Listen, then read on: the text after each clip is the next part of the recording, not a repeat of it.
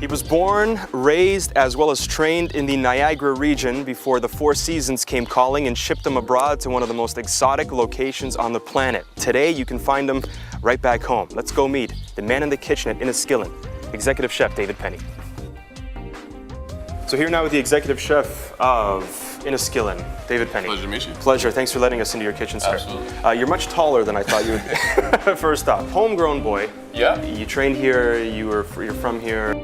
Talk about the aha moment you had when you said, this is what I want to do, I want to become a chef. That probably when I was about 6. My mother really inspired me. She's in the hospitality business at Ryerson University. And I think the aha moment was me standing on a chair, stuffing a turkey, and, with my little apron on. And it was just since that moment on, it's been, this is my career of choice. Absolutely love it. Is it common for culinary schools to teach the business side, or did you get a kind of a unique education in that? I think I got the unique education kind of bridging. They sort of start you off along that path, but a lot of the misconception is you're going to become an executive chef right out of school, right? Right. A lot of the times you're going to be coming out of getting a line level position, chef de partie, line cook.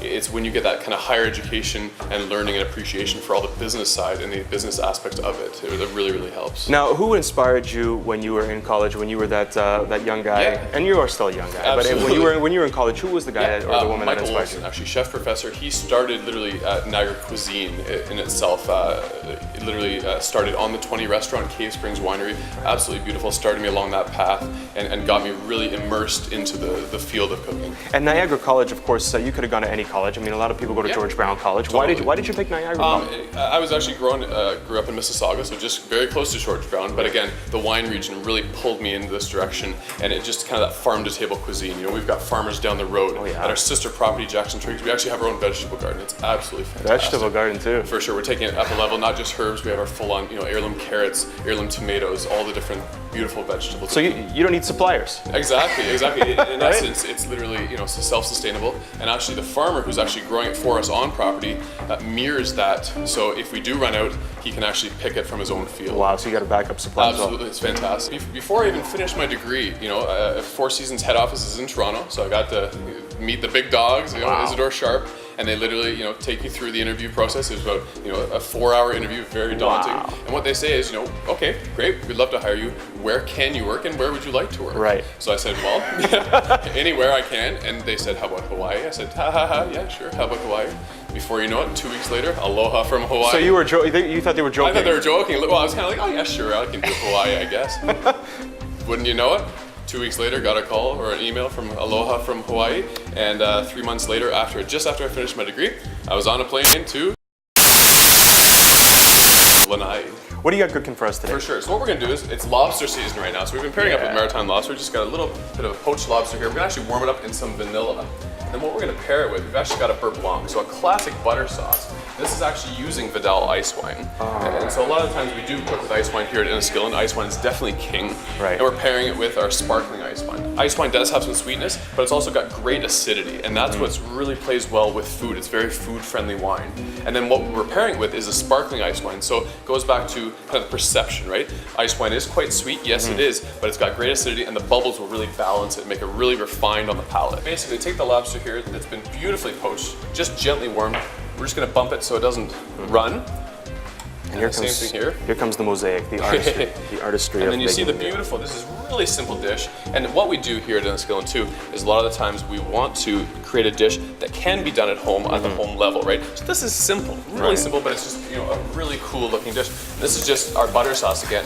Taking Vidal ice wine, a little bit of shallot, a little bit of garlic, and we're just gonna run it. Inniskillin ice wine, actually we pick at 2 degrees lower temperature than the competition. So we get more refined flavor and more luscious flavor for sure. And it's concentrated and it's sweeter as well. Concentrated and just that slight bit of sweetness for sure. That's what you need. We've actually got a little bit of shallot vinaigrette, and these are beautiful tender herbs, as I was speaking to, from the garden. These are picked from our garden as well as from a local purveyor down the road.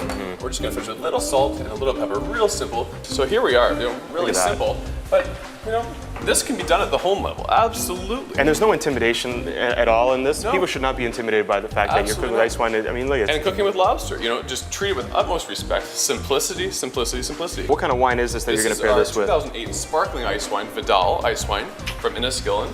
And this is the toughest ice wine to make. Bruce Nicholson, our winemaker, thought you were going to pop me in the face. Yeah. You know, he said it's the toughest wine to make. This is interesting because you get the lusciousness of Vidal, but it almost has a Riesling characteristic. You almost get that ripe pear. You know, you definitely get those tropical aromas as well. I didn't hear what you just said. And then we'll take a sip, see how you go, Wow. and just let it dance on your tongue. Is there etiquette here? No. Let's do it. A little bit of sauce. Yeah, let's do that. And cheers. Cheers, brother. Cheers. Oh, Not too sweet I gotta sit down. at all. A little salty bite, but the herbs really bring it together. That's really balanced. Not sweet at all, right? That's beautiful. You don't even taste the sweetness. I mean, it's a hint, but it's not overpowering. Totally. Fantastic. David Penny, executive chef at Inniskillin. Thanks very much. Pleasure. Yeah, thanks absolutely. thanks for enlightening us and making us unafraid to cook with ice wine. That's the one. Pleasure Awesome. again. I'm gonna eat this last bite.